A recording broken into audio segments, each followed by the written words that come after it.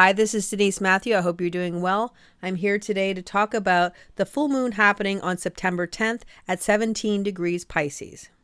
We know that all full moons are a culmination of some sort, but this feels like it's even more of that type of energy because we have Mercury going retrograde just before the full moon happens, which means that the full moon is being imprinted with retrograde energy. With mostly first and second line energy, we're also returning to an introspective time that's pointing at building foundations, our talents, and responding to calls that are correct for us, which aligns nicely with the theme of Mercury retrograde. The energy of this full moon seems to culminate a seasonal cycle where the end of summer or winter, depending on where you are, comes just before the next new moon on September 25th, 2022. It's also an interesting full moon because it activates a critical mutable degree that Carol Rushman, author of The Art of Predictive Astrology, calls a critical degree where we can sometimes experience psychological anguish. Add in Pluto making its final transit of the gate 61 and the pressure to find out answers to the unknowable, and there is potential to get lost in our thoughts. Of course, no one wants to experience psychological anguish. Yet being aware of the potential energy that transits can bring can give you an insight into why you sometimes feel the way you do. And instead of wondering what's wrong with you, you can flow with the energy knowing that it is transient. So if you find that your thoughts are becoming too much, sometimes just getting out into nature or doing something that you can't think while you do, like something physically active, can really help with this type of energy.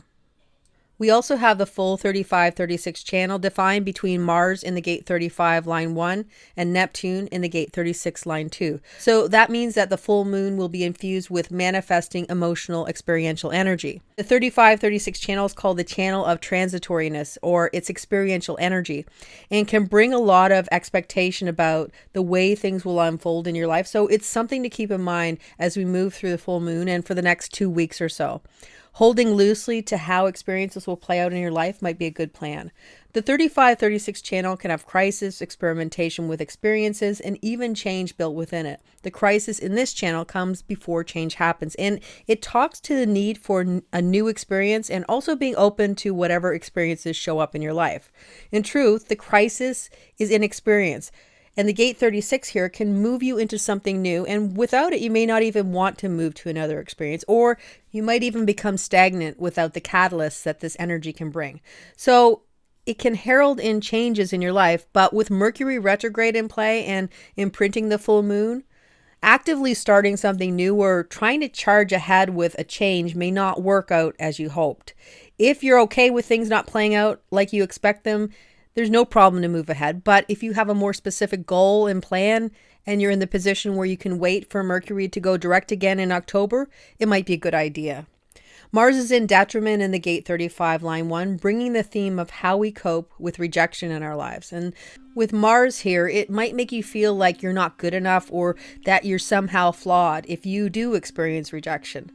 Alternately, you can view this energy as a moment for growth and maturity. In fact, rejection or criticism can be a tool for growth in that you can reconfigure your process and approach based on what you learn. Change is a key word, where with this energy, it is through your experiences that change can come. And it's also where you can gain deep learning that can be instrumental in your evolution. If you can sift through the criticism and rejections, deciding what matters and what doesn't, you have the potential to have true growth and an opportunity to evolve through your experiences. The sun is in the gate 47 line 1, taking stock. This energy connects nicely to the full moon, where you might be taking stock about what has happened in your life, deciding what worked for you and what didn't. And you may try to come up with some potential ideas that may result in having a better success in the future. This is also called the gate of oppression, where the oppression that can come here is related to the concept that, unlike logical energy, with abstract energy, there's no way to really have a formula that will bring a stable pattern. And instead, all you can do is have an idea and try it out. This also circles back to the expectation that is found in all abstract collective energy, and especially in the 35-36 channel. It's another reminder that the nature of experiential energy is to just begin and see where it goes. There is nothing else but to be in the experience, and that's it.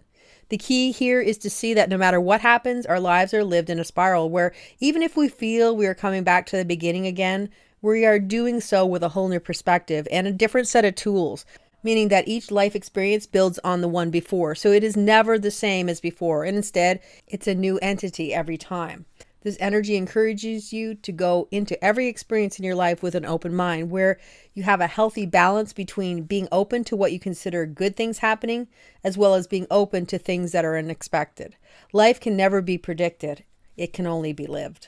The Earth and the Moon are in the Gate 22, Line 1, second class ticket. It's where we find grace in how we meet the challenges in our lives or not.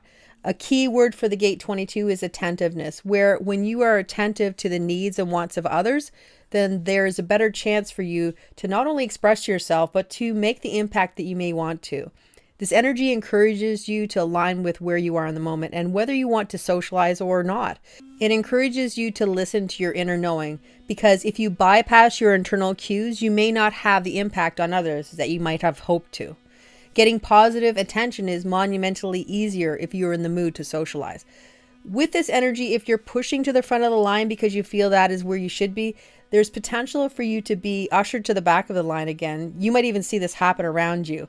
The key is that for this full moon and for the next 2 weeks, as counterintuitive as it sounds, is to allow other people to go before you. It's as if you're opening a door for them to walk into the light. Because when they feel seen and heard by you, then they are usually more willing to be open to what you want to say.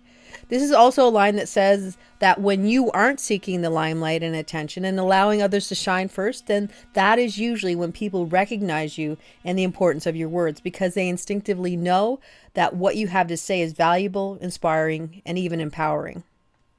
Mercury is in the Gate 18, Line 6, Buddhahood, and it encourages us to accept what is and says that seeing and accepting where you are in the moment can be one of the most transcendent things that you can do, but also the most difficult thing to do. This energy allows you to see the world in its entirety and the beauty that is contained within it. It's about being satisfied with what life has given you and having a sense of gratitude, because from gratitude can come abundance. And finally, Venus is in the Gate 40, Line 1, Recuperation. And it says it all. Now may be the time to slow down, recalibrate, and recharge, because just as much as we need to move forward in our lives, we also need times of solace, alone time, and quiet, because balance in all things is key to life. Well, that's it for the full moon. I hope you have a beautiful full moon. Until next time, take care, and I'll see you again soon.